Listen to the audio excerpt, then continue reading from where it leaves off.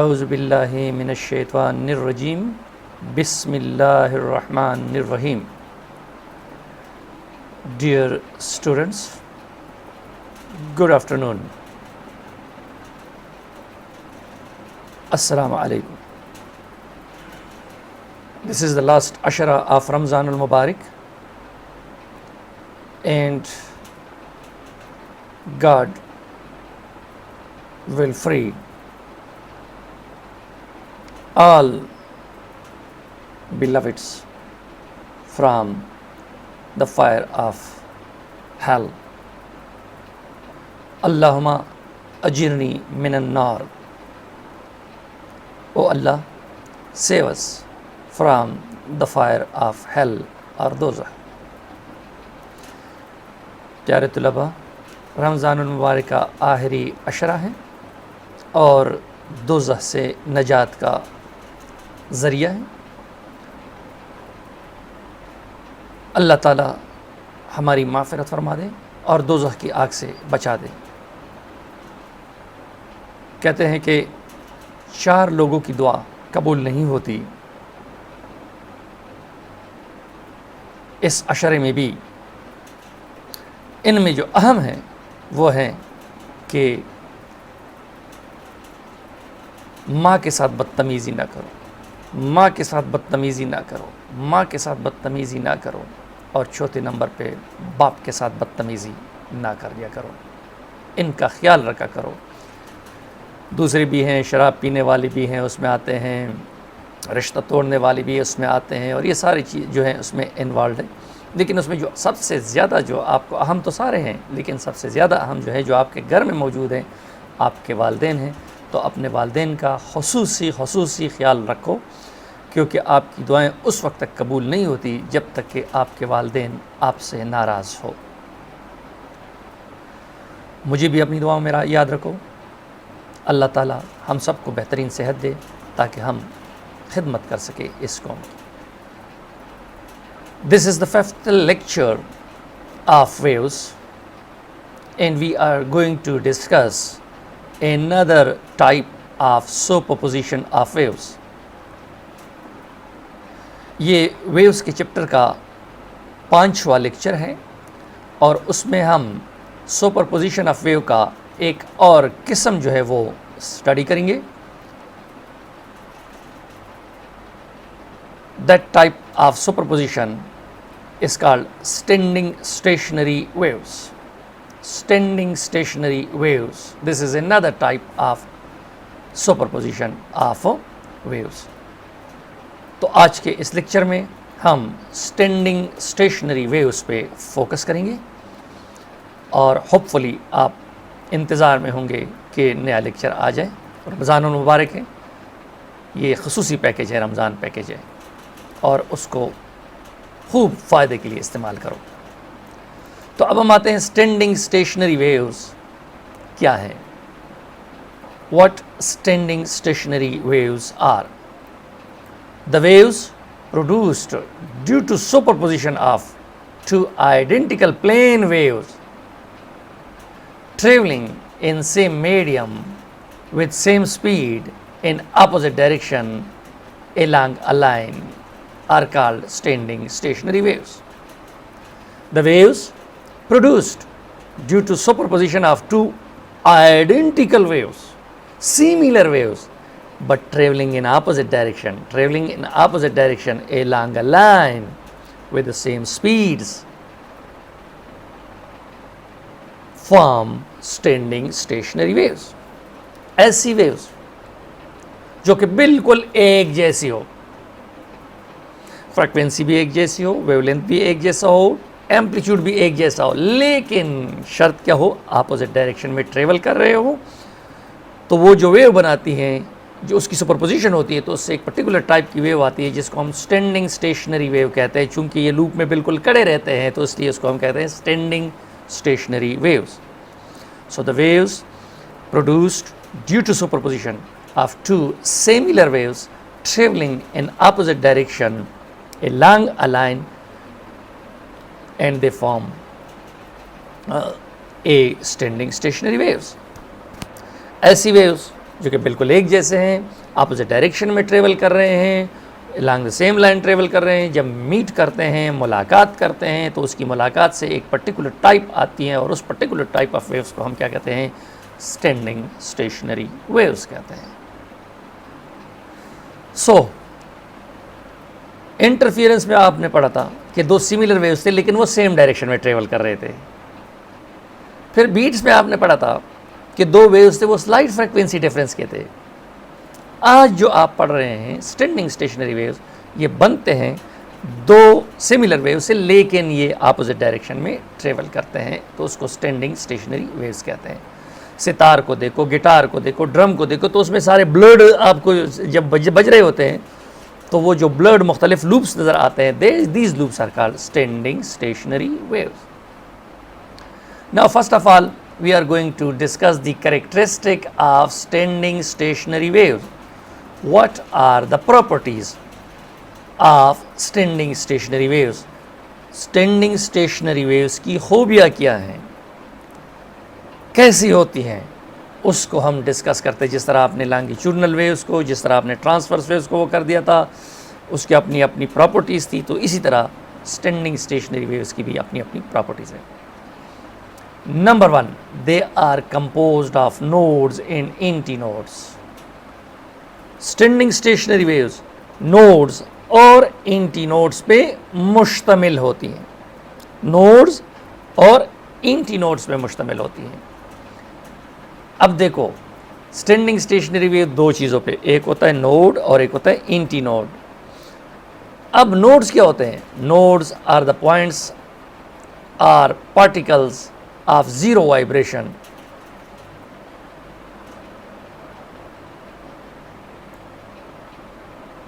Nodes जो हैं वो ऐसे पॉइंट्स है जहां पर पार्टिकल की वाइब्रेशन क्या होती है? ज़ीरो होती है और उस पर स्ट्रेस क्या होता है? वो मैक्सिमम होता है। So nodes are the points of maximum stress and minimum displacement are zero displacement. ये देख रहे हो, ये देखो, ये स्टैंडिंग स्टेशनरी वेव, ये वाला जो आपको कर सकते, ये नोड है, ये देखो ये नोड है, ये देखो ये नोड है, ये देखो ये नोड है, यानी जो आपको बिल्कुल काले काले दरमियान जो टाई नज़र आ रहे हैं, that tie are called nodes. अब एंटीनोड्स क्या होते हैं? The particles of the medium half way between two nodes are called antinodes. The particles of the medium at half wave between two nodes are called antinodes. Antinodes are the points of maximum vibration in standing stationary waves और वहाँ पर stress minimum होता है। देख half way, ये देखो, ये एक नोड है, आप कर्सर को देख रहे हैं, ये दूसरा नोड है, देख रहे हो, one node and second node and half way is here. Half way, ये देखो, जो जहाँ पर आपका क्या होता है? मैक्सिमम डिस्प्लेसमेंट पर पार्टिकल होता है, ये आपके पास क्या है? Half way. सो दो नोड्स का आधा जो होता है वो क्या होता है? वो एंटीनोड होता है और यहाँ पर एंटीनोड में पार्टिकल की डिस्प्लेसमेंट जो होती है वो मीन पोजीशन से क्या होती है? मैक्सिमम होती है। The particle displacement mean position से क्या होती है? मैक्सिमम।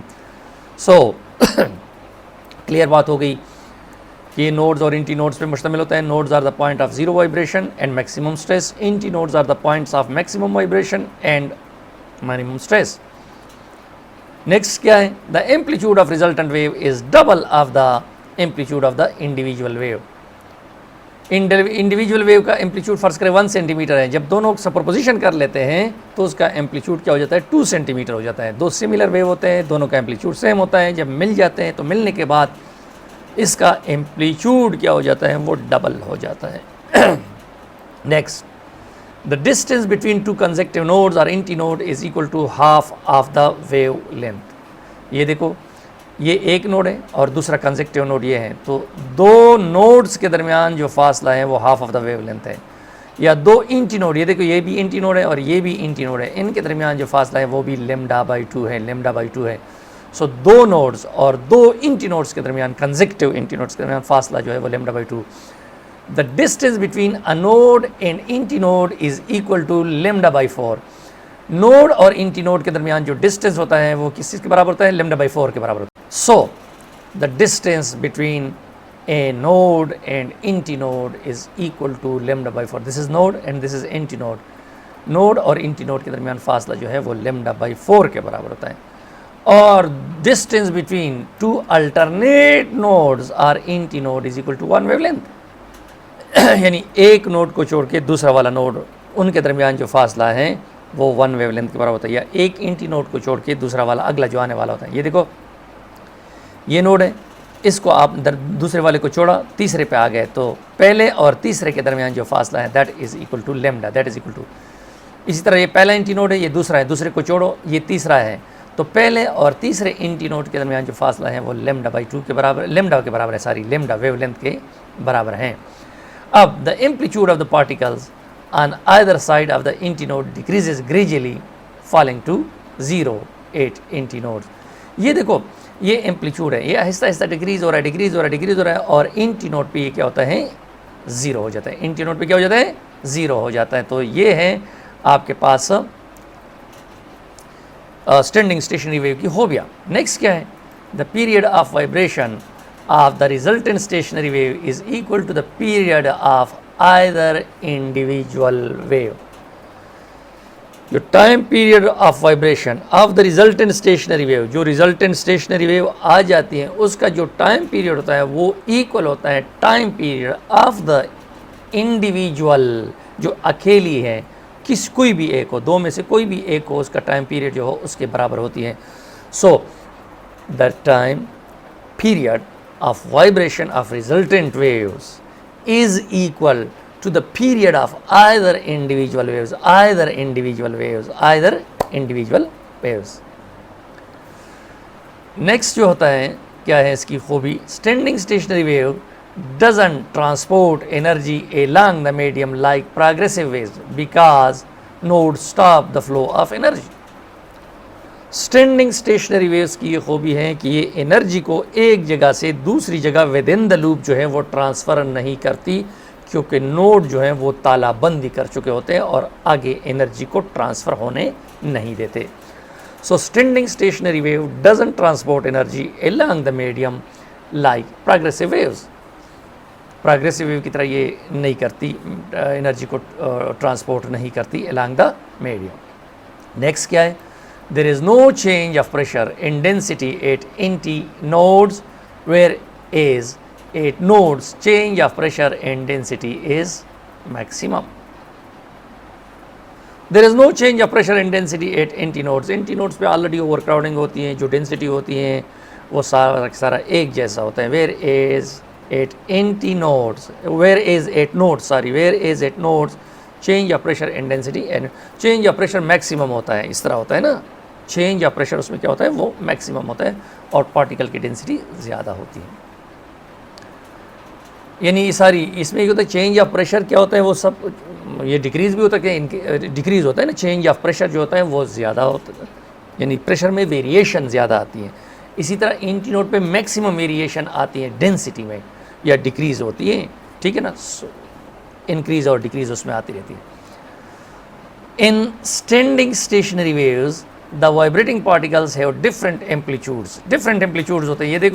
ये देखो नोड्स के साथ जो नज़दीक वाले होते हैं उसका एम्पलीट्यूड कम होता है, जो नोड से दूर होते हैं, एंटीनोड की तरफ जाते हैं तो उसका एम्पलीट्यूड क्या होता है, वो बढ़ता जाता है. तो स्टैंडिंग स्टेशनरी वेव में जो पार्टिकल्स होते हैं उसकी जो एम्पलीट्यूड ऑफ वाइब्रेशन होता है वो डिफरेंट होता है.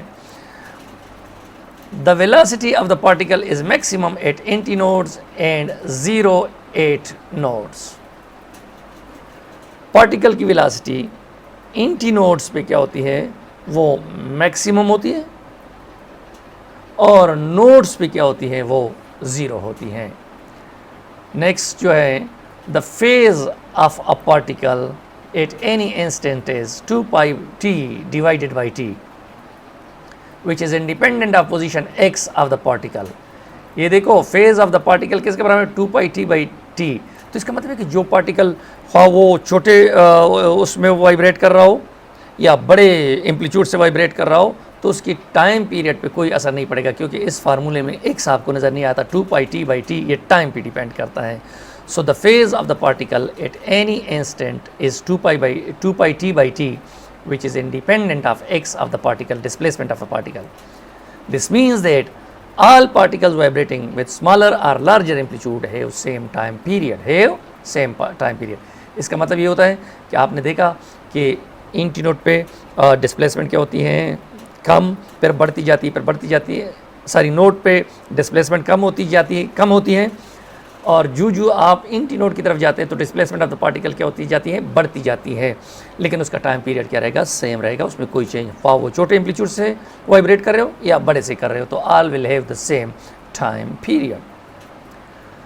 Nodes are found at the closed end and antinodes are found at the open end of the string. Node जो होते हैं वो क्लोज एंड पे बनते हैं, जबकि इंटी नोड जो है वो ओपन एंड पे बनते हैं. ये देखो, ये क्लोज्ड एंड है, तो नोड्स बनते हैं. जिस तरह मेरे पास एक रस्सी, ये देखो, ये रस्सी है, मैं उठा रहा हूँ, तो ये देखो, ये ओपन एंड है, जिसको मैं हिला रहा हूँ वो ओपन एंड है, और ये वाला देख रहे हो ये क्लोज एंड है.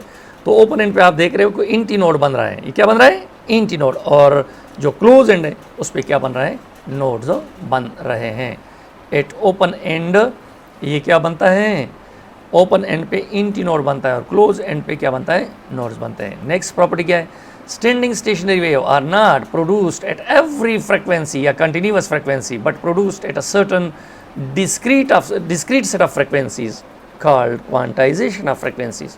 स्टैंडिंग स्टेशनरी वेव्स हर एरे गैर फ्रिक्वेंसी पे नहीं बनती, बल्कि ये मखसूस सेट ऑफ फ्रिक्वेंसीज पे बनती हैं, जिसको हम क्या कहते हैं, क्वांटाइजेशन ऑफ फ्रिक्वेंसी कहते हैं. क्वांटा का मतलब गैप होता है, टुकड़े होते हैं, और इसको हम कहते हैं क्वांटाइजेशन ऑफ फ्रिक्वेंसीज. फर्ज करें पहला जो लूप बन गया, यानी पहला रेजोनेंस जो हो गया वो 5 पे हो गया, तो दूसरा रेजोनेंस 10 पे होगा, तीसरा रेजोनेंस 15 पे होगा. इस तरह ये मुख्तलिफ ऑप्शंस है, वो बाद में हम डिस्कस करेंगे एक एक को, पहले हम उसको इंट्रोड्यूस करवा दें. तो स्टैंडिंग स्टेशनरी वेव हर वक्त नहीं बनती, बल्कि एक पर्टिकुलर सेट ऑफ फ्रिक्वेंसीज पे बनती हैं, और उस पर्टिकुलर सेट ऑफ फ्रिक्वेंसीज को हम क्या कहते हैं, क्वांटाइजेशन ऑफ फ्रिक्वेंसी कहते हैं. नेक्स्ट क्या है, the discrete frequencies at which resonances take place in a string with both ends clamped are both end open are Fn is equal to NF1.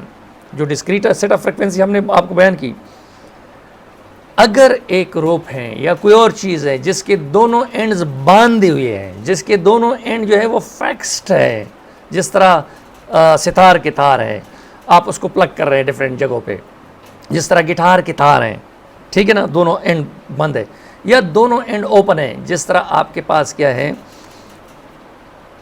Open organ pipe है, open organ pipe बांसुरी जिसके दोनों and खुले होते हैं, तो उनमें जो रेजोनेंसेस होगी, जिस सेट ऑफ फ्रिक्वेंसीज पे होगी, वो सेट ऑफ फ्रिक्वेंसीज किसके बराबर है, Fn is equal to NF1. Fn is equal to NF1. Fn is equal to NF1. N is integer 1 2 3, यानी अगर पहला रेजोनेंस होता है, अगर N1 है तो पहला रेजोनेंस क्या होगा, F1 होगा, अगर N2 है तो 2F1 होगा, अगर N3 है तो 3F1 होगा. यानी इसका मतलब ये होता है कि अगर दोनों एंड क्लोज्ड है या दोनों एंड ओपन है, तो जो सेट ऑफ फ्रिक्वेंसीज है जिस पर रेजोनेंसेस होगी वो या F1 होगी, या 2F1 होगी, या 3F1 होगी, या 4F1 होगी, या 5F1 होगी, या 6F1 होगी. इसको हम क्या कहते हैं कि जब दोनों एंड क्लोज्ड या दोनों एंड ओपन हो तो इस सेट ऑफ फ्रिक्वेंसीज पे रेजोनेंस होगी. इसके बरअक्स अगर हम देखें, the set of frequencies at which resonances take place in a string with one end open and the other clamped, with one end open and the other clamped.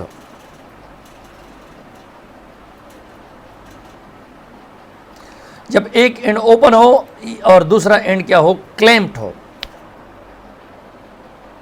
यानी वो discrete set of frequencies जिस पे resonances होंगे जब एक end open हो या दूसरा एंड क्लोज हो. ये देखो, क्लोज आर्गन पाइप भी उसमें आ सकता है, जिसका एक एंड क्लोज होता है और एक एंड ओपन होता है. रस्सी होता है, एक एंड बांधा होता है, एक एंड, तो तब कब होगी उसमें resonances, Fn is equal to 2n-1 F1, जबकि n क्या है, 1 है, 2 है, 3 है, 4 है.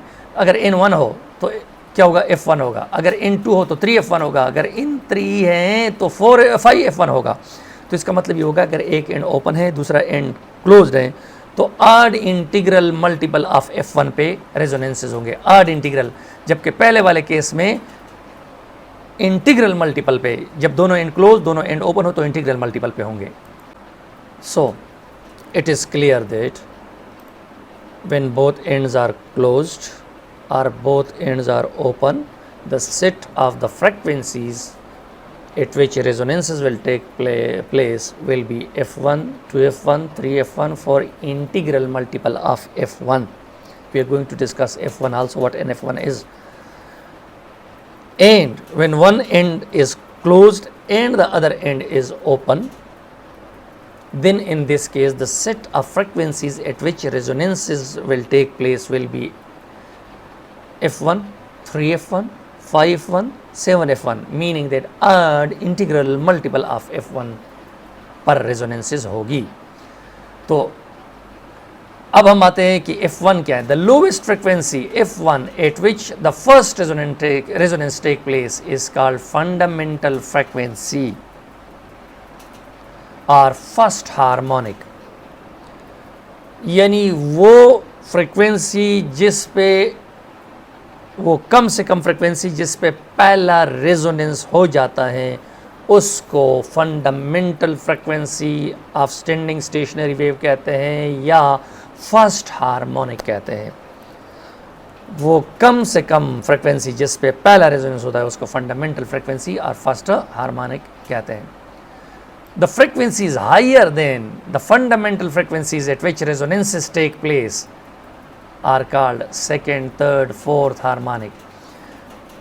F1 के बाद जो दूसरा रेजोनेंस होता है, जिस तरह दोनों एंड अगर क्लोज है, दोनों एंडों पे 2f1 पे होता है, 3f1 पे होता है 4, तो 2f1, 3f1, 4f1 ये second harmonic, third harmonic, fourth harmonic कहलाते हैं.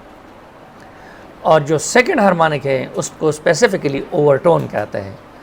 द स्पेसिफिक हार्मोनिक जो होते हैं सेकंड जो होते हैं उसके बाद जो होते हैं उसको हम क्या कहते हैं, ओवरटोन्स कहते हैं. क्या कहते हैं, ओवरटोन्स. यानी first frequency, second, third, fourth ये सारे क्या कहते हैं, हार्मोनिक कहलाते हैं. तो सेकंड से ऊपर वाले को ओवरटोन्स का नाम दिया गया. क्या नाम दिया गया, ओवरटोन का नाम दे दिया गया. सो ये थी चंद एक properties of the standing stationary wave कि स्टैंडिंग स्टेशनरी वेव्स बनेगी कैसे, कब, और हमने क्वांटाइजेशन ऑफ फ्रिक्वेंसीज वगैरह के बारे में भी डिस्कशन की. ये तमाम चीज़ें हमने डिस्कस की.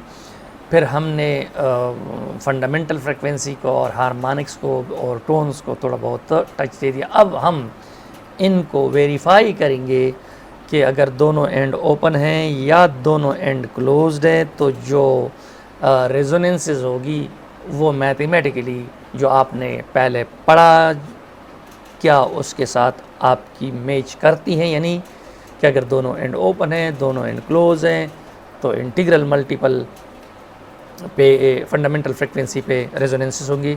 अगर एक एंड ओपन है, दूसरा एंड क्लोज्ड है तो ऑड इंटीग्रल मल्टीपल पे आपके पास रेजोनेंसेस होगी. उसको हम क्या करें, वेरीफाई कर रहे हैं. अब हम आते हैं, डिस्कस करते हैं mode of vibration of transverse standing stationary waves in a stretch string under tension with both ends clamped. अगर दोनों एंड्स क्लैम्प्ड है, दोनों एंड्स बांधे हैं, क्लोज हैं या दोनों एंड्स ओपन हैं, ये वाली आर्गुमेंट्स ओपन आर्गन पाइप के लिए भी आप होल्ड कर सकते हैं. तो यहाँ पर हम डिस्कस करेंगे अगर दोनों एंड क्लोज्ड हैं और स्ट्रिंग का लेंथ L है और अंडर टेंशन T है तो उसमें ये स्टैंडिंग स्टेशनरी वेव्स कब बनेगी और रेजोनेंसेस कब होंगे वो डिस्कस कर रहे हैं. Consider a string of length L under tension T is clamped between two fixed ends. देखो ये फिगर है, ये स्ट्रिंग है, इसको हमने फिक्स्ड एंड, ये भी नोड है, ये भी नोड है, फिक्स्ड एंड पे हमने कहा था नोड बनते हैं.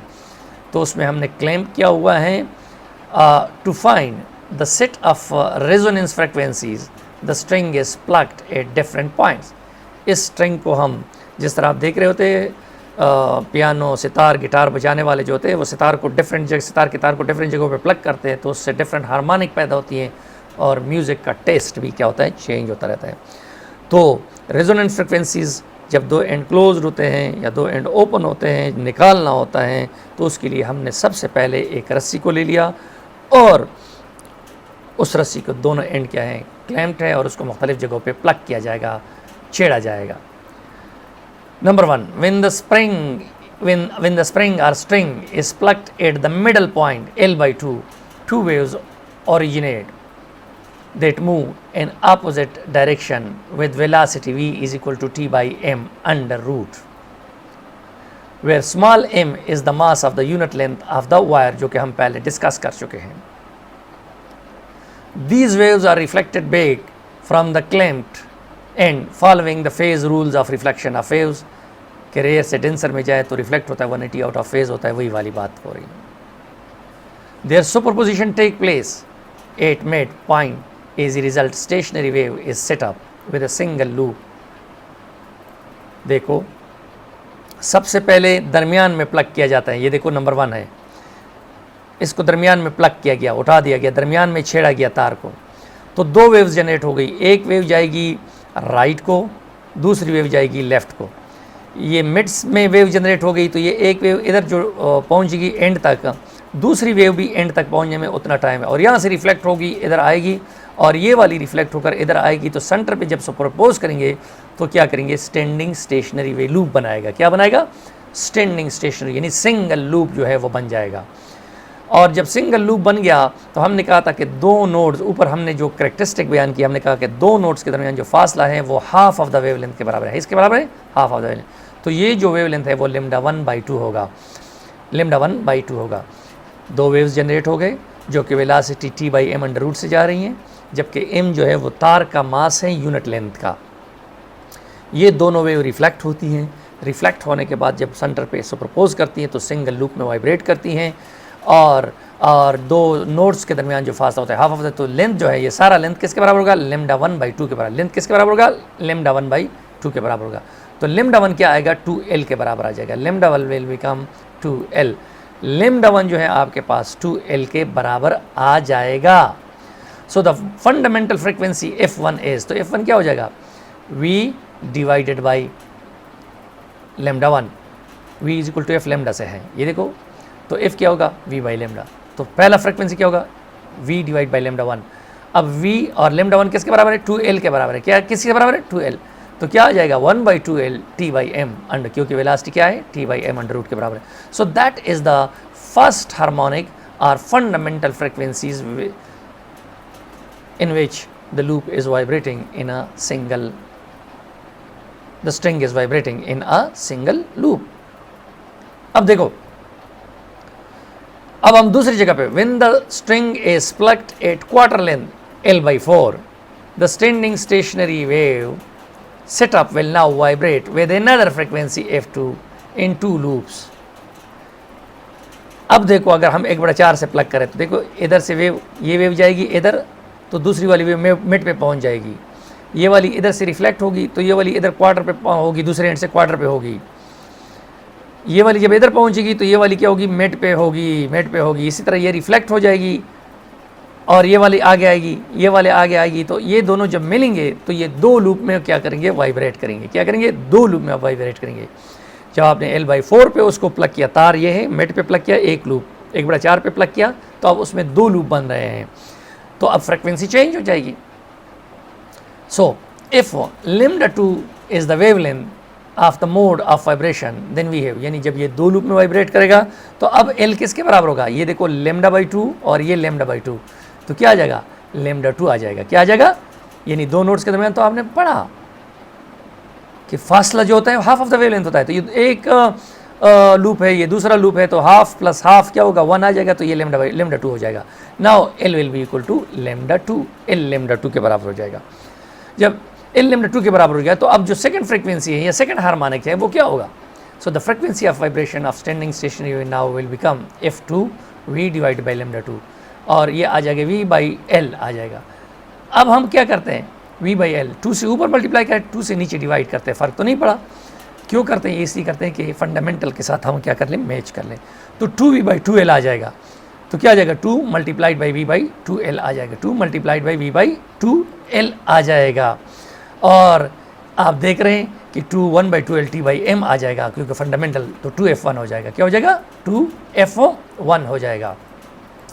तो बस आपने ये देखा कि ये देखो v बाई 2l f1 के बराबर हैं, तो 2f1 आ जाएगा. नाउ सी, यानी पहला रेजोनेंस F1 पे हुआ तो दूसरा क्या होगा 2F1 पे हो गया, ये दोनों एंड क्या है क्लोज्ड है. Now thus in this case resonance will take place when the frequency just become equal to twice of the frequency of the fundamental frequency. यानी अगर पहला रेजोनेंस 5 पे हो गया है तो दूसरा 6 पे नहीं होगा, 7 पे नहीं होगा, 8 पे नहीं होगा, जब तक कि डबल ना हो जाए, 10 ना हो जाए. तीसरा रेजोनेंस कब होगा? जब तक 15 ना हो जाए. ये कौन सी केसेस के लिए? स्पेसिफिक केस जब दोनों एंड क्लोज हो या दोनों एंड ओपन हो. तो जनाब आपने देखा, thus in this case second resonance will take place when the frequency just become equal to 2 times of the fundamental frequency. Now when the string is plucked 1/6 of the length, L/6 पे आप plug करो, पहले half पे, फिर L/4 पे, अब L/6 पे plug करो, तो जो उसमें स्टेशनरी वेव बनेगी, तो अब ये जो स्ट्रिंग है 3 लूप्स में वाइब्रेट करेगा. Now the string will vibrate in 3 loops. और L क्या हो जाएगा? 3 लूप्स हैं तो हर लूप जो है λ/2 के बराबर है, तो 3 लूप्स को 3 λ/2 हो जाएगा. तो यहाँ पर λ चेंज हो गई, λ3 हो गई, तो 3 λ3/2 हो जाएगा, 3 λ3.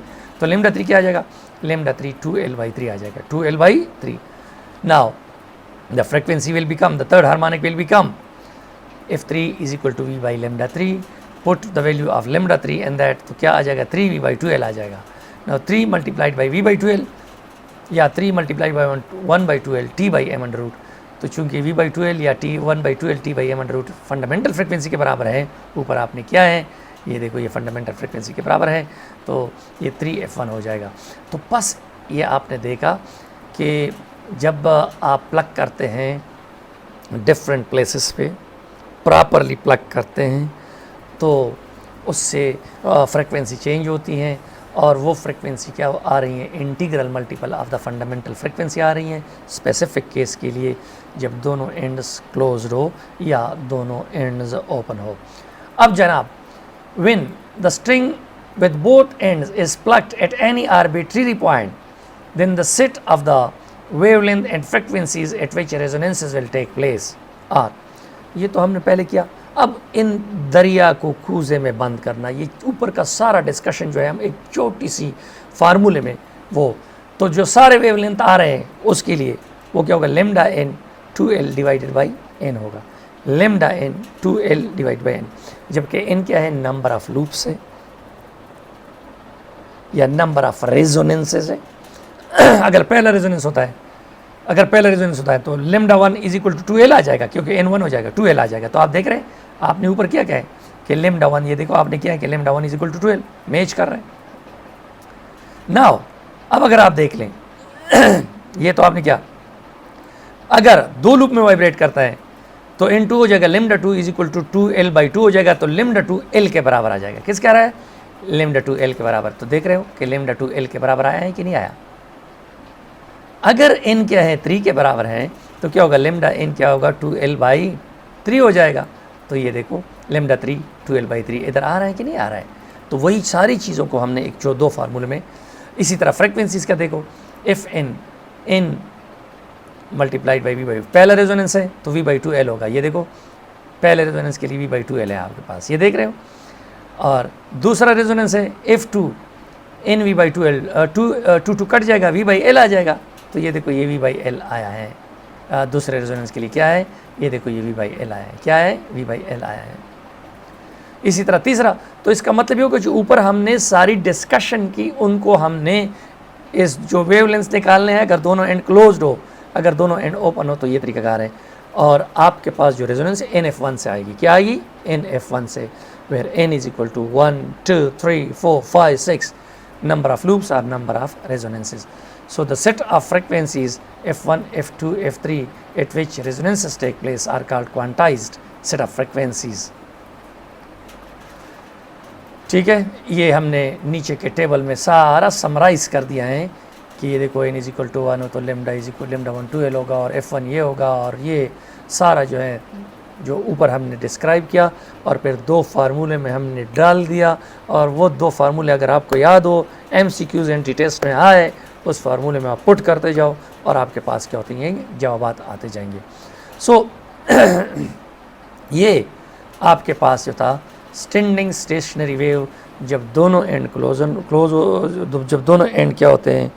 क्लोज होते हैं या दोनों एंड ओपन होते हैं, उसके लिए आपने वो निकाल दिया। अब आ जाते हैं जब एक एंड ओपन होता है और दूसरा एंड क्लोज होता है, उसमें स्टैंडिंग स्टेशनरी वेव कौन सी फ्रिक्वेंसीज पे बनती हैं।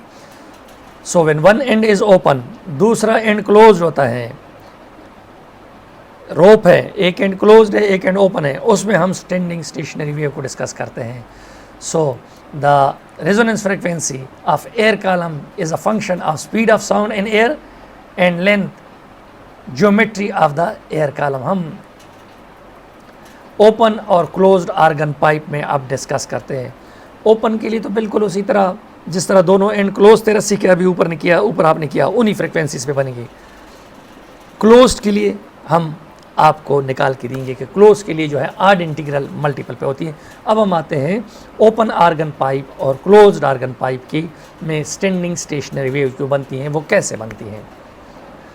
तो ओपन आर्गन पाइप होता है जिसके दोनों एंड्स क्लोज्ड होते हैं, और क्लोज्ड आर्गन पाइप होता है जिसके दोनों एंड क्या होते हैं, जिसका एक एंड ओपन होता है और दूसरा एंड क्या होता है, क्लोज होता है। ओपन आर्गन पाइप में बिल्कुल उसी तरह फ्रिक्वेंसीज पे वेव बनेगी जिस तरह के दोनों एंड क्लोज थे स्ट्रिंग के, जो आपने अभी डिस्कस किया ऊपर। तो अब एक एक पे आते हैं। The resonance frequency of air column is a function of speed of sound, speed पे डिपेंड करता है in air, and length and geometry of vibrating air column, length पे और उसकी ज्योमेट्री कैसी है, शेप कैसी है। रेजोनेंस फ्रिक्वेंसी एयर कॉलम में डिपेंड करती हैं स्पीड ऑफ साउंड पे एयर में, लेंथ पे डिपेंड करता है, and geometry of vibrating of geometry पे डिपेंड करता है कि कैसा है वो ज्योमेट्री कैसी है वाइब्रेटिंग जो बॉडी जिसमें ये वाइब्रेट कर रहा है।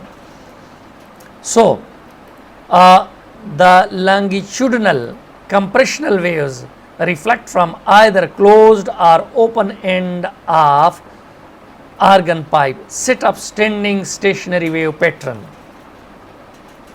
जो लॉन्गिट्यूडनल कंप्रेशनल वेव्स होते हैं वो क्या होते हैं, या जो ओपन एंड होता है बाउंसरी का या क्लोज्ड एंड होता है उससे रिफ्लेक्ट होते हैं और स्टैंडिंग स्टेशनरी वेव का पैटर्न डेवलप करता है।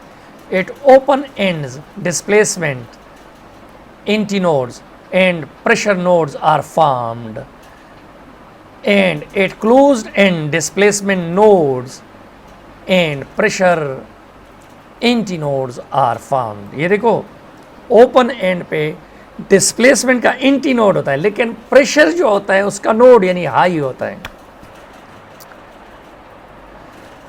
जबकि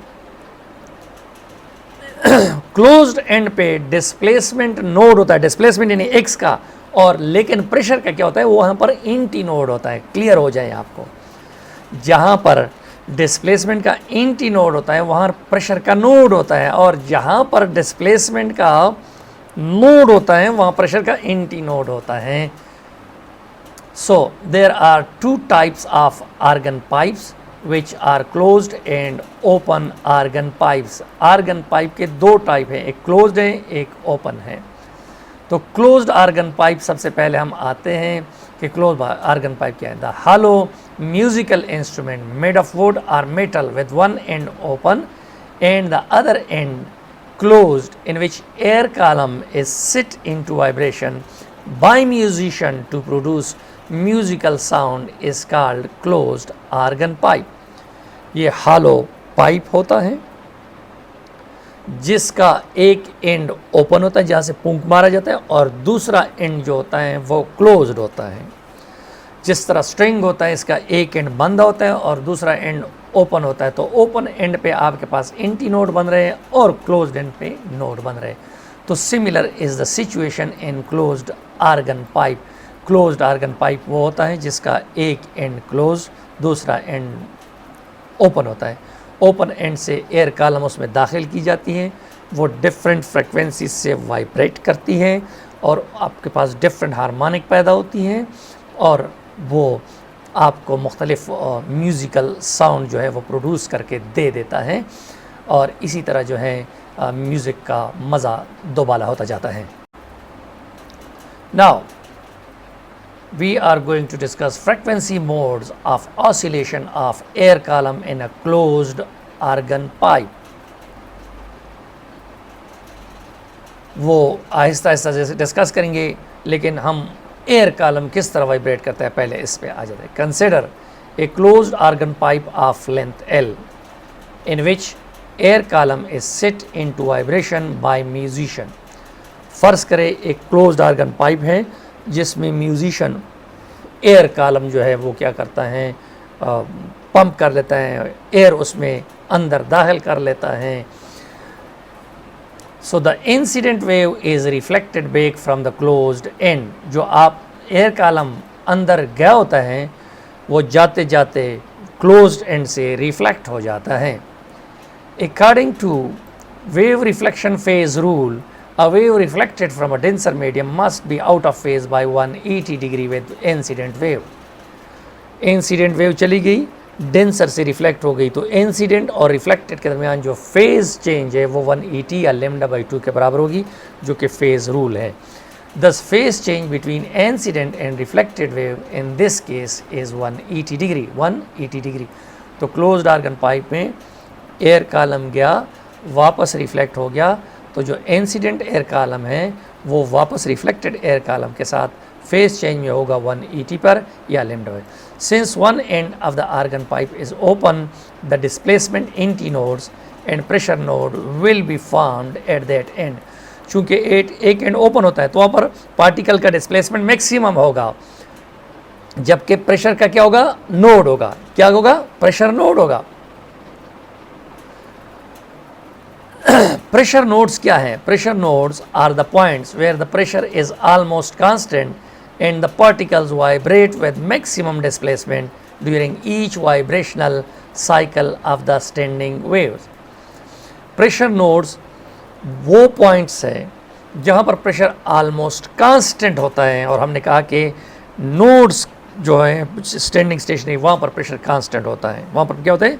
और pressure nodes are the points where pressure is almost constant and the particle vibrate with a maximum displacement. Sorry, in T nodes पे प्रेशर ऑलमोस्ट क्या होता है, वो कांस्टेंट होता है, और पार्टिकल क्या करते हैं, वाइब्रेट करते हैं with the maximum displacement during each vibrational cycle of the standing waves. In T nodes पे डिस्प्लेसमेंट मैक्सिमम, जबकि उसको हम क्या कहते हैं, प्रेशर नोड्स कहते हैं. डिस्प्लेसमेंट इन टी नोड जहाँ पर होगा वहाँ पर प्रेशर नोड होगा, और प्रेशर नोड जो होते हैं जहाँ पर क्या होते हैं, प्रेशर कांस्टेंट होता है. The other and is closed, so displacement node and pressure in T node will be formed at this. ये देखो, दूसरा एंड जो क्लोज होता है वहाँ पर displacement of the particle almost zero होगी, और प्रेशर इन टी नोड्स बनेगी, जो कि मतलब कि प्रेशर में वेरिएशन क्या होगी, ज़्यादा होगी, will be formed. वहाँ पर प्रेशर इन टी नोड्स बनेंगे. Pressure antinodes in standing stationary wave where pressure changes are maximum, जहाँ पर प्रेशर चेंजेस क्या होती है, मैक्सिमम होती है, उसको प्रेशर इन टी नोड्स कहते हैं. So the speed of sound waves in a medium of elasticity E and density E is V is equal to E/ρ है, E/ρ है. सिंपल बात है, दो चीज़ें मैं आपको क्लियर कर दूँ. एक है डिस्प्लेसमेंट नोड, जहाँ पर डिस्प्लेसमेंट नोड होगा वहाँ पर प्रेशर इन टी नोड होगा. डिस्प्लेसमेंट नोड में ये होता है कि वहाँ पर particle of the medium zero vibration almost करते हैं, लेकिन वहाँ पर प्रेशर में वेरिएशन क्या होगी, मैक्सिमम होगी. इन टी नोड पे मिनिमम प्रेशर में वेरिएशन मैक्सिमम, वहाँ पर प्रेशर वेरिएशन क्या होती है, मैक्सिमम होती है. इन टी नोड में प्रेशर ऑलमोस्ट कांस्टेंट होती है, जो नीचे आते हैं नोड्स की तरफ आते हैं चेंज होता है, तो इन टी नोड पे उसका चेंज क्या हो जाता है, मैक्सिमम हो जाता है.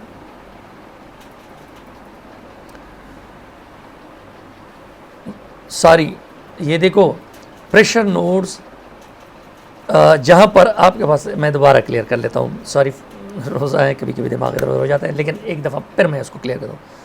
जहाँ पर डिस्प्लेसमेंट नोड्स होते हैं, यानी particle of the medium almost zero, वहाँ पर क्या होता है, प्रेशर इन टी नोड्स होता है, वहाँ पर प्रेशर में चेंज ज़्यादा आता है. प्रेशर इन टी नोड का मतलब है प्रेशर में ज़्यादा चेंज आता है. देखो, जहाँ पर डिस्प्लेसमेंट इन टी नोड होता है वहाँ पर पार्टिकल का डिस्प्लेसमेंट मैक्सिमम होता है, लेकिन वहाँ पर प्रेशर नोड होता है, यानी प्रेशर इंटी नोड्स पे कांस्टेंट होती है। जो इंटी नोड से आप नोड की तरफ आ रहे होते हैं तो प्रेशर में वेरिएशन आ रही है। जब नोड पे आ जाते हैं तो प्रेशर में जो चेंजेस है वो मैक्सिमम हो जाती हैं, ये मतलब है उसका।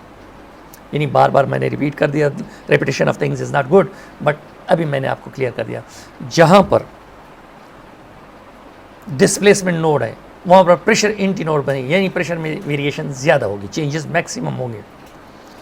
जहाँ पर पार्टिकल के डिस्प्लेसमेंट के इंटी नोड होंगे, यानी पार्टिकल मैक्सिमम डिस्प्लेसमेंट, वहाँ पर प्रेशर नोड बनेंगे, यानी प्रेशर ऑलमोस्ट क्या रहेगी, कांस्टेंट रहेगी, ये मतलब था।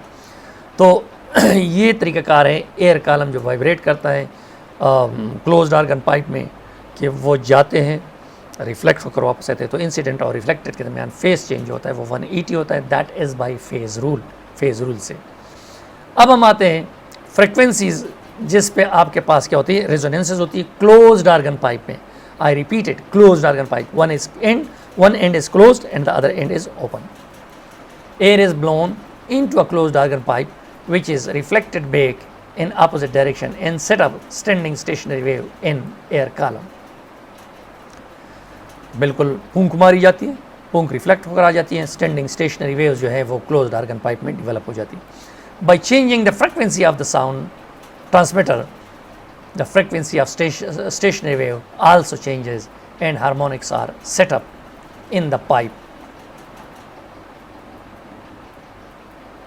देखो, जब आप देखो, आपने देखा म्यूजिशियन को कभी तेज़ करता है हवा को, कभी स्लो करता है, तो उसकी वजह से हार्मोनिक उसमें पैदा होता है और उससे साउंड चेंज होती है। अब हम एक एक आपको दिखाएंगे इंशाल्लाह, आप ज़रा देखते जाए, ठीक है। ये ज़रा देख लो। अब देखो, ये मुख्तलिफ़ तरीक़ों से हमने आपको प्रेजेंट करके दे दिए हैं। ये सारे जो है ये डायग्राम है, आपको बना के दे दिए हैं। ये देखो, एयर कॉलम आ जाता है यहाँ से और यहाँ से रिफ्लेक्ट होकर वापस चला जाता है, और जब चला जाता है तो ये ओपन एंड पे इंटी नोड और यहाँ पर डिस्प्लेसमेंट नोड बनता है। तो इंटी नोड और नोड के दरमियान फासला क्या होता है, लैम्डा वेव। जब दूसरा रेजोनेंस पैदा होता है तो 1.5 लूप में वाइब्रेट करता है। जब तीसरा रेजोनेंस होता है तो 2.5 लूप में वाइब्रेट करता है। ये देखो, ये आपके पास वो बांसुरी हैं और उस बांसुरी में पूंक मारी जाती है, ये देख रहे हो। और ये इससे जो एयर कॉलम बन रहे हैं वो देखो, वो आपको इधर इस डायग्राम में मोड्स दिखा दिए गए हैं। अब सबसे पहले हम आते हैं किस पे, फंडामेंटल मोड ऑफ वाइब्रेशन। पहला हार्मोनिक का पैदा होगा in this vibration, in this mode of vibration displacement antinode is formed at open end and node at the closed end of the pipe.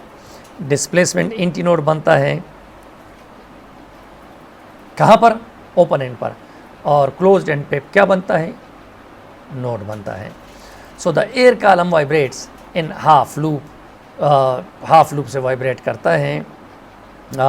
The wavelength of the mode of the vibration जो है उसके साथ related है, तो L is equal to λ1/4। ये देखो, यहाँ पर बंधा हुआ है, यहाँ पर ओपन है, तो ओपन एंड पे इंटी नोड बनता है, और यहाँ पर ये पहला रेजोनेंस जब होता है तो ये देखो, ये L है, सारा L लेंथ है। तो ये देखो, ये मैंने कहा था कि नोड और इंटी नोड के दरमियान फासला λ/4 के बराबर होता है। कैरेक्टरिस्टिक में मैंने पहले आपको क्लियर किया था। तो यहाँ पर L जो हो जाएगा, L इज़ इक्वल टू λ1/4 हो जाएगा, λ1। तो λ1 यहाँ पर क्या आ गया, 4L आ गया। λ1 इज़ इक्वल टू 4L। ये वो केस है जब एक एंड ओपन है और दूसरा एंड क्लोज है, ख्वाह वो रस्सी है, ख्वाह वो क्लोज ऑर्गन पाइप है। अगर रस्सी का एक एंड ओपन है और वाइब्रेट कर रहे हैं उसको ओपन एंड से, और दूसरा एंड क्लोज्ड है, फिक्स है, या क्लोज्ड ऑर्गन पाइप है, तो दोनों के लिए ये होल्ड करता है। क्लोज ऑर्गन पाइप एक एंड ओपन और दूसरा एंड क्लोज। तो λ1 is equal to 4L। So the fundamental frequency of vibration of air column is क्या है, F1 is equal to V by λ1। Put कर लो λ1 की जगह 4L, तो V डिवाइड बाई 4L। तो अब आपके पास जो फंडामेंटल आ गई हैं इस केस में V बाई 4L, और 1/4L E बाई रो हो जाएगा। साउंड की स्पीड क्या है, E by rho under root है। तो ये फंडामेंटल फ्रिक्वेंसी है जिस पे पहला रेजोनेंस होता है। कौन सी केस में, क्लोज्ड ऑर्गन पाइप में, when one end is open and the other end is closed. Second harmonic कब होगा, when the frequency of air column is changed and the air resonate with the second harmonic। Frequency को change किया गया, यानी air जो pump कर रहे हैं, ट्रांसमीटर आप भी हो सकते हैं, कोई मशीन भी हो सकता है। तो एयर वाइब्रेट करेगी 1.5 लूप में।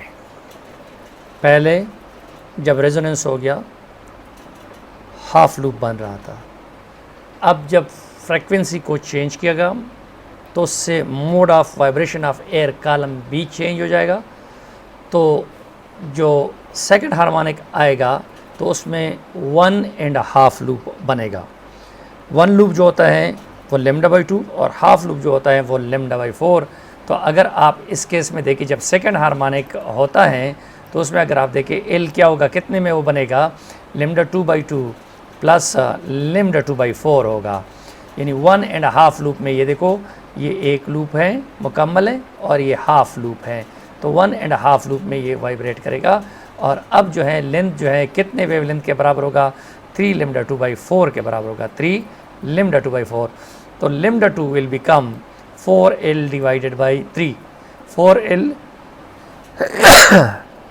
अल्हम्दुलिल्लाह sorry, λ2 is equal to 4L divided by 3 आ जाएगा। So now the frequency of vibration of standing waves now will be F2 is equal to V divided by λ2। V divided by λ2 की जगह क्या डाल दो, 4L divided by 3, 4L divided, तो क्या आ जाएगा 3V/4L आ जाएगा।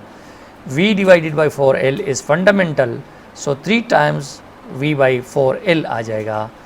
तो इसका क्या मतलब हो गया कि ये 3F1 आ जाएगा, इट विल बिकम 3F1, ये क्या आ जाएगा 3F1 आ जाएगा। यानी पहला रेजोनेंस F1 पे हो गया, अब दूसरा रेजोनेंस क्या होता है 3F1 पे होता है। जिस तरह मैंने आपको प्रॉपर्टीज़ में डिस्क्राइब किया था कि जब एक एंड ओपन हो दूसरा एंड क्लोज हो तो ऑड इंटीग्रल मल्टीपल पे बनेगी। तो यहाँ पर देखे आपने लेबॉर्ट्री में रेजोनेंस ट्यूब भी देखा होगा, रेजोनेंस ट्यूब में वेव बनती है तो एक एंड ओपन होता है दूसरा एंड क्लोज होता है। तो उसमें जब वेव बनेगी तो पहला F1 पे बनेगा, दूसरा 3F1 पे बनेगा। अब तीसरा कितने पे बनेगा, आ जाओ। When the frequency of blowing air into the pipe is change and the air column vibrate with third harmonic, with third harmonic, जब थर्ड हार्मोनिक में तो उसमें 2.5 लूप बनेंगे। कितने बनेंगे, 2.5 लूप। ये देखो ये एक लूप, ये 2 लूप, ये हाफ लूप, तो 2.5 लूप। 2 लूप जो होता है 1 वेवलेंथ के बराबर होता है और हाफ लूप जो होता है λ/4, यानी λ2/2 प्लस λ3/2, λ3/2। तो इसी तरीके से जो है ये आप देखते जाएं, λ3/2 एक लूप जो है वो λ3/2 के बराबर होगा, दूसरा लूप λ3 और हाफ लूप जो है वो λ3/4 के बराबर होगा। क्या होगा, λ3/4 के बराबर होगा। तो आप देखिए आपके पास आ जाएगा 5 λ3 डिवाइडेड बाई 4 आ जाएगा। क्या आ जाएगा, 5 λ3 डिवाइडेड बाई 4, 5 λ3। तो λ3 आ जाएगा आपके पास क्या, 4L divided by 5, 4L divided by 5, 4L divided by 5। अब पुट कर लो इसमें F3 क्या आ जाएगा, F3 is equal to V/4L/5, यानी λ3 की जगह आपने 4L/5 पुट कर दिया तो 5V/4L, और आपको पता है कि V/4L फंडामेंटल है तो 5 time V/4L, 5 time 1/4L E/ρ 5F1। तो इसका मतलब ये है कि जो थर्ड हार्मोनिक है वो 5F1 पे आ गया। सो जर्नली जिस तरह आपने पहले दोनों एंड क्लोज के लिए किया था तो जनरलाइज फार्मूला उसके लिए क्या आ जाता है, जो इन तमाम डिस्कशन को क्लोज आर्गन पाइप हो या एक एंड ओपन और दूसरा एंड क्लोज रस्सी हो तो उसको क्या कर लेता है, इकट्ठा कर लेता है। और वो फार्मूला क्या है वेवलेंथ के लिए है λn 4L divided by 2n-1, और फ्रीक्वेंसी के लिए F1 2n-1 multiplied by V/2L या 2n-1 multiplied by 1/4L E/ρ या 2n-1 F1 आ जाएगा, 2n-1 F। अगर n1 है तो λ1 क्या आएगा, इसमें पुट कर लो 2-1 आ जाएगा 4L, λ1 क्या आएगा 4L आ जाएगा। तो आपने क्या है ये देखो λ1 आपके पास क्या है 4L है कि नहीं है, देखो λ1 4L है। और इसी तरह फ्रीक्वेंसी क्या है, अगर आप देख ले फ्रीक्वेंसी F1 क्या है V/4L है, V/4L। तो ज़रा आप देख लें, ये देखो अगर n1 के बराबर है तो ये V/4L आ जाएगा, अगर n2 है तो 4L/3 आ जाएगा। तो ज़रा ऊपर देख लो, देखो ये देखो तो λ3 क्या आएगा 4L/3। तो यहाँ पर डायरेक्ट देखो ये चीज़ें जो आपने की हैं तो उनको हमने दो फार्मूलों में सैंडविच कर दिया। क्या कर दिया, सैंडविच कर दिया। जबकि इन क्या है 1 2 3 4 5। तो इससे ये साबित हुआ कि जब एक एंड ओपन हो और एक एंड क्लोज्ड हो तो जो रेजोनेंसेस होंगे वो odd integral multiple of the fundamental frequency पे होंगे। अगर पहला रेजोनेंस होता है 5 पे तो दूसरा रेजोनेंस जो होगा 15 पे होगा, 10 पे नहीं होगा, जिस तरह आपने दोनों एंड क्लोज के लिए किया था। इसी तरह तीसरा रेजोनेंस जो है 35 पे होगा और इसी तरह आप जाते जाएं, पहला F1 पे, दूसरा 3F1 पे, तीसरा जो है 5F1 पे, 7F1 पे और इसी तरह जाते जाओ। तो ये जनाब आपके पास को। अब ओपन आर्गन पाइप पे आ जाओ। ओपन आर्गन पाइप क्या होता है? The hollow musical instrument made of wood or metal with both ends open, in which air column is set into vibration by musician to produce musical sound is called open organ pipe. Open organ pipe में ये वाला and और and वाला and दोनों open होते हैं, बिल्कुल उसी तरह जिस तरह आपने जब दोनों एंड्स रस्सी के क्लोज थे वही चीज़ें इधर भी अप्लाई होती है, लेकिन यहाँ पर एयर कॉलम है, वहाँ पर क्या थी? रस्सी थी। अच्छा जी, consider an open organ pipe of length L in which air column is set into vibration by musician. Since both ends of the organ pipe are open, so displacement antinodes and pressure antinodes will be formed at both ends. Displacement antinodes and pressure antinodes will be formed at both ends, दोनों ends पे। Both ends of organ pipe are open, so displacement antinode and pressure nodes, इससे पहले मैंने मेरे ख्याल में दोनों का एंटीनोड्स कहा नहीं, दोनों एंड ओपन है तो वहाँ पर पार्टिकल की डिस्प्लेसमेंट में मैक्सिमम होगी तो उसको डिस्प्लेसमेंट एंटीनोड कहते हैं, लेकिन वहाँ पर प्रेशर नोड्स बनेंगे। क्या बनेंगे? प्रेशर नोड्स, जहाँ पर प्रेशर क्या होता है? कांस्टेंट होता है। इससे पहले जो हमने क्लियर की थी। सो the speed of sound waves in a medium of elasticity E and density rho is V = E by रो, वो तो ऑलरेडी हम कर चुके हैं। फंडामेंटल मोड ऑफ वाइब्रेशन, जब पहला रेजोनेंस होता है उसी तरह दोनों एंड ओपन है तो दोनों ओपन एंड पे क्या बनेगा? दोनों ओपन एंड पे आपके पास क्या बनेगी? ये देखो दोनों एंड ओपन है तो आप देख रहे हैं, ये देखो हाफ लूप इधर बन रहा है, हाफ लूप इधर बन रहा है पहले रेजोनेंस के लिए, तो क्या होगा? λ/2 हो जाएगा। क्या होगा? ये λ/4 है, ये λ/4 है, तो λ/4 और λ/4 मिलके ये क्या होता है? λ/2।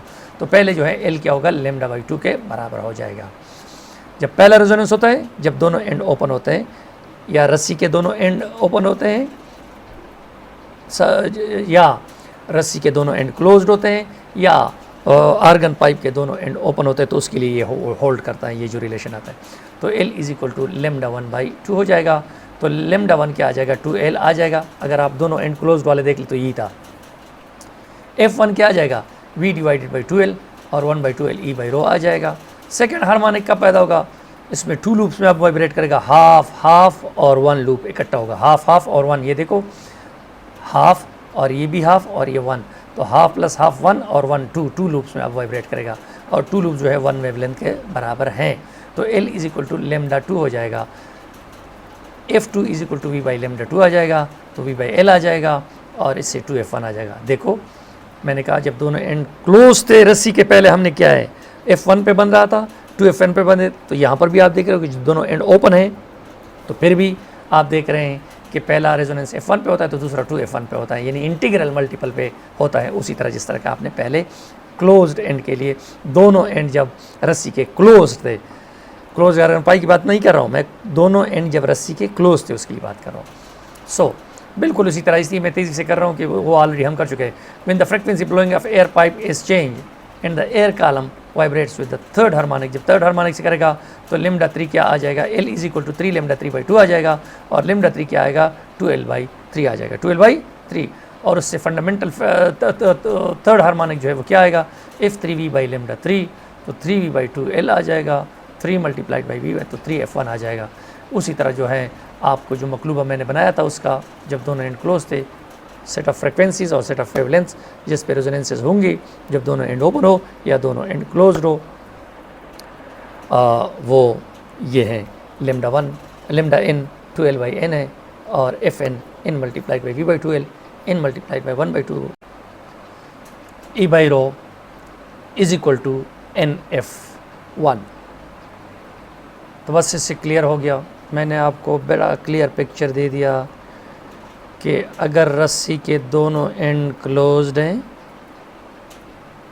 या दोनों एंड ओपन हैं या ओपन आर्गन पाइप है, तो जो सेट ऑफ वेवलेंथ हैं, सेट ऑफ फ्रिक्वेंसीज है जिस पे रेजोनेंसेस होंगे, वो है λn is equal to 2L divided by n, या Fn n multiplied by V by 2L is equal to n multiplied by 1 by 2L E by rho, और NF1 आ जाएगा।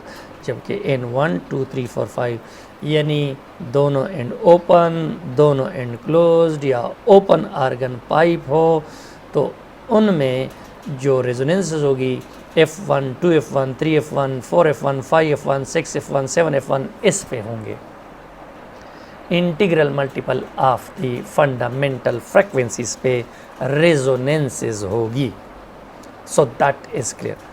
जब एक एंड ओपन हो और दूसरा एंड क्लोज्ड हो, तो odd integral multiple of fundamental frequencies पे रेजोनेंसेस होगी।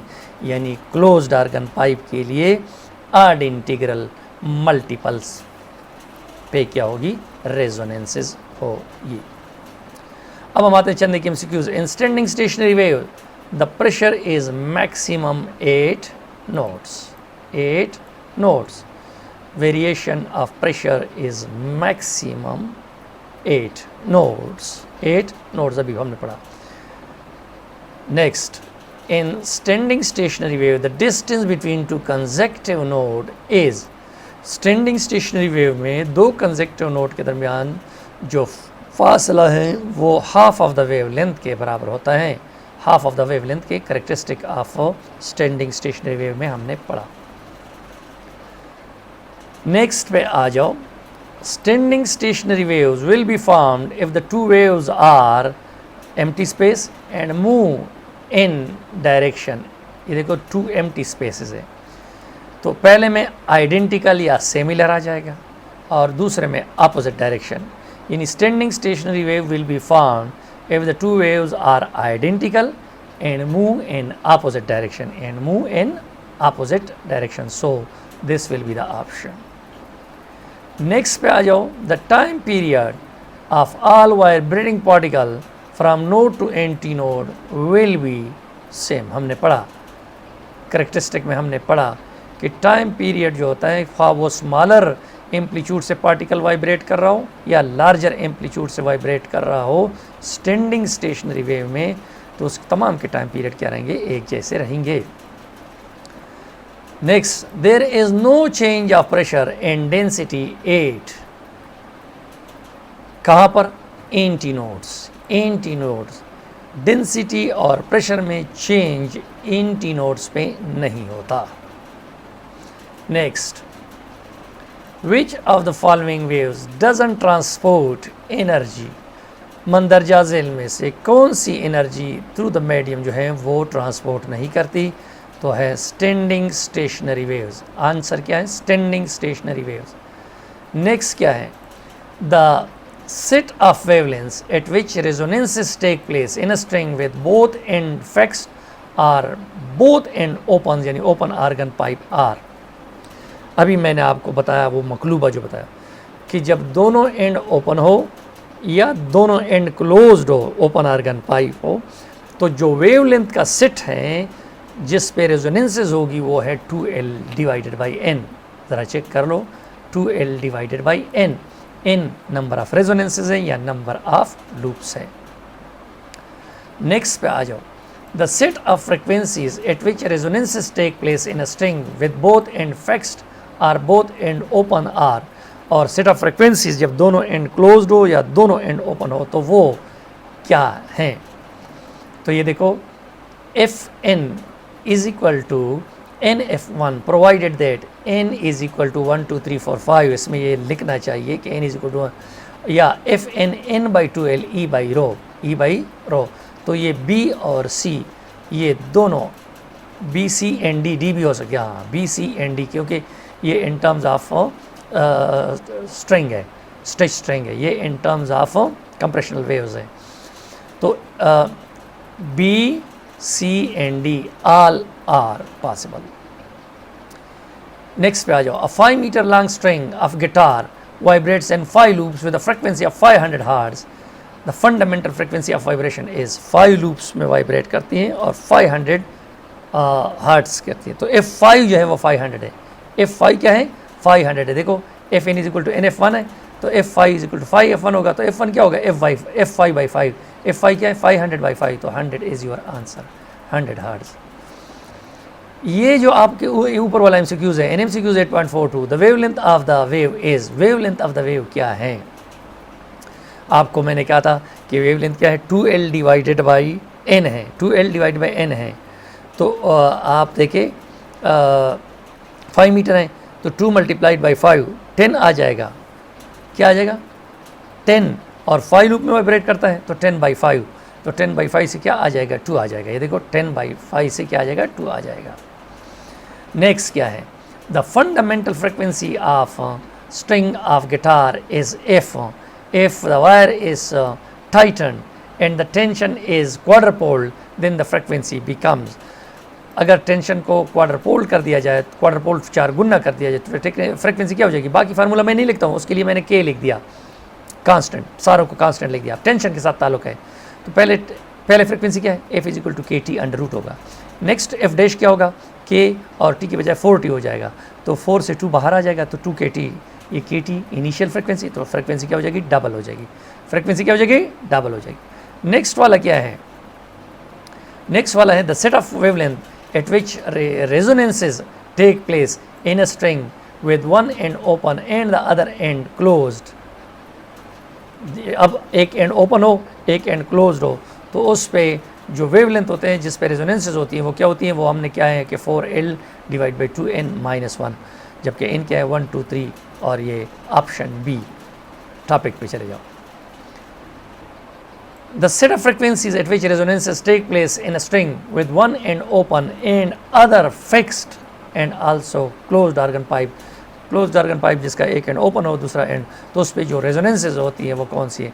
Fn ये भी है, 2n-1 ये भी है, जबकि n 1 2 3 4 5 उसके लगाओ, और ये भी है कंप्रेशनल वेव्स के लिए क्लोज्ड ऑर्गन पाइप में, और ये डी भी है। क्या है? डी भी है। सी नहीं है। सी भी हो सकती है अगर आड इंटीग्रल हो, लेकिन हमने लिखा, हम n इज इक्वल टू 1 2 3 4 5, तो ई ऑप्शन में है A B and D are all. A B and D topic को देखो, A B and D। Next पे आ जाओ। In resonance tube, the first resonance take place at 100 hertz. The third resonance will take place. अब देखो resonance tube में एक end open होता है, दूसरा एंड क्लोज होता है, तो सेट ऑफ फ्रिक्वेंसी जिस पर, तो Fn 2n-1 होगा, 2n-1 F1 होगा। थर्ड रेजोनेंस F3 होगा, और n3 है तो 6-1 5, तो 5F1 आ जाएगा। F3 is equal to 5F1 आ जाएगा। F3 is equal to 5F1। अगर फंडामेंटल 100 है तो 5 मल्टीप्लाइड बाई 100, तो 500 हर्ट्ज आ जाएगा। क्या आ जाएगा? 500 हर्ट्ज आ जाएगा। तो that is about the standing stationary wave. अगर मैं इसको ब्रीफली कंक्लूड करूँ, स्टैंडिंग स्टेशनरी वेव्स दो सिमिलर वेव्स से बनती हैं जो कि अपोजिट डायरेक्शन में ट्रेवल करती हैं। स्टैंडिंग स्टेशनरी वेव नोड्स और एंटी नोड्स से बनती हैं। दो नोड्स के दरमियान फासला half of the wave length के बराबर होता है। एक नोड और एक एंटी नोड के दरमियान λ/4 होता है। दो अल्टरनेट नोड्स या अल्टरनेट एंटी नोड्स के दरमियान λ के बराबर होता है। जहाँ पर प्रेशर नोड्स होते हैं वहाँ पर डिस्प्लेसमेंट एंटी नोड्स होते हैं। प्रेशर नोड्स में जो होता है प्रेशर कांस्टेंट रहता है, जो कि डिस्प्लेसमेंट एंटी नोड्स पर प्रेशर कांस्टेंट रहता है, और डिस्प्लेसमेंट नोड्स पे प्रेशर वेरिएशन मैक्सिमम होती है। डिस्प्लेसमेंट जो नोड्स हैं वो प्रेशर एंटी नोड्स कहलाते हैं, और प्रेशर एंटी नोड्स वो होते हैं जिसमें प्रेशर में वेरिएशन सबसे मैक्सिमम होती है। फिर जनाब जब अच्छा जी, जब दोनों एंड्स ओपन हो या दोनों एंड्स क्लोज्ड हो तो जो सेट ऑफ वेवलेंथ हैं जिस पे रेजोनेंसेस होते हैं वो क्या है, वो हैं lambda n is equal to 2L by n, जबकि एन नंबर ऑफ रेजोनेंसेस हैं या नंबर ऑफ लूप्स हैं। और वो फ्रिक्वेंसी सेट ऑफ फ्रिक्वेंसीज जिस पे रेजोनेंसेस होते हैं FN NF1, जबकि N1 2 3 यानी integral multiple of the fundamental frequencies पर रेजोनेंसेस होंगे जब दोनों एंड ओपन हो, जब दोनों एंड क्लोज्ड हो या दोनों एंड क्लोज्ड हो, तो ये उसके लिए। अगर एक एंड ओपन है और दूसरा एंड जो है वो क्लोज्ड है तो फिर जो सेट ऑफ वेवलेंथ है जिस पे रेजोनेंसेस होंगे वो है lambda n is equal to 4L divided by 2N minus 1, 4L divide by 2N minus 1, और जो सेट ऑफ फ्रिक्वेंसीज है जिस पर रेजोनेंसेस होगी वो 2N माइनस 1 F1 होगी, यानी odd integral multiple of the fundamental frequencies पे होंगी। अगर एक एंड ओपन है दूसरा एंड क्लोज्ड है तो F1 पे पहला होगा, 3F1 पे दूसरा होगा, 5F1 पे तीसरा होगा। तो ये है आप आज के इस लेक्चर में मैं फील कर रहा हूँ कि थोड़ा सा जहन पे वैसे बोझ सा आ गया था, क्योंकि बहुत ज़्यादा जब बोल लेता है, अगर कहीं भी थोड़ी बहुत रिपीटेशन या थोड़ी भी टंग स्लिपिंग हो गई हो तो आप देख लो, इसको मैंने बार बार उस पॉइंट को फिर दोबारा वो कर दिया, एक्सप्लेन करने की कोशिश की है। अब मैं थोड़ा सा आपको YouTube से एक छोटा सा क्लिप दिखाता हूँ किसकी कि स्टैंडिंग स्टेशनरी वेव। आपके लेबॉर्ट्री में मिल्डीज ऑपरेटर्स पड़ा हुआ है, आप उससे भी कर सकते हैं। आपके लेबॉर्ट्री में रेजोनेंस ट्यूब है, उसके अंदर आप कलर्ड गैस डाल के उसमें भी आप ये चीज़ें ऑब्ज़र्व कर सकते हैं। तो आप YouTube का शुक्रिया अदा करो कि ऐसी ऐसी प्यारी वीडियोज़ जो हैं आपके सामने पड़ी हुई हैं, आदत डाल लो, प्रैक्टिकली देख लिया करो चीज़ों को, तो आप इंशाल्लाह आपकी जो है इंटरेस्ट जो है वो बढ़ती जाएगी। तो ज़रा इसको देख लो कि ये डिमॉन्स्ट्रेशन किस तरह, ये देखो ये स्टैंडिंग स्टेशनरी वेव का एक लूप बना हुआ है, ये देख रहे हो, this is a single, now in 2 loops. अब चेंज कर रहे हैं, ये वाइब्रेटर लगा हुआ है, देख रहे हैं 3 लूप्स में अभी कर रहे हैं, ये देख रहे हो।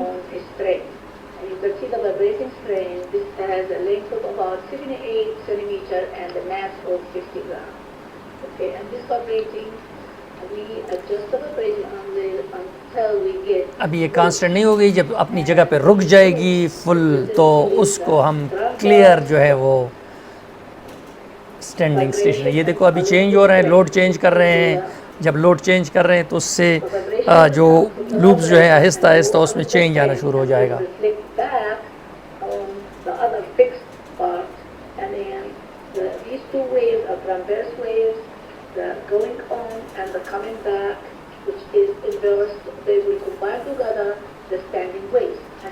इधर जा रहे हैं और इधर से रिफ्लेक्ट होकर यूँ आ रहे हैं।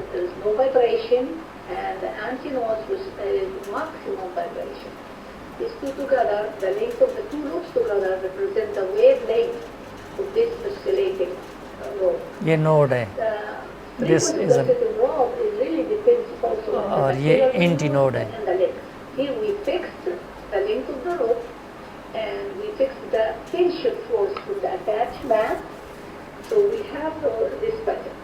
ये देखो लोड जो है वो चेंज किया जाता है, तो लोड के चेंज करने की वजह से जो हार्मोनिक्स है वो भी चेंज होते हैं।